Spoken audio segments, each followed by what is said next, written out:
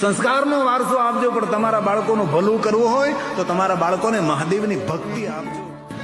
તેથી આપણે મંગલ કરવું હોય, આપણું કલ્યાણ કરવું હોય, ભજ સાંબ સદાશિવ, ભજ સાંબ સદાશિવ, ભજ સાંબ સદાશિવ. તમારા બાળકોને ધન સંપત્તિનો વારસો આપજો, સંસ્કારનો વારસો આપજો, પણ તમારા બાળકોનું ભલું કરવું હોય તો તમારા બાળકોને મહાદેવની ભક્તિ આપજો, જેથી કરીને તેનું કલ્યાણ થાય, તેનું મંગલ થાય, તેનું સારું થાય. જમીનના શેઠા હાથુથી કોર્ટમાં કેસ કરવા ન જવાય.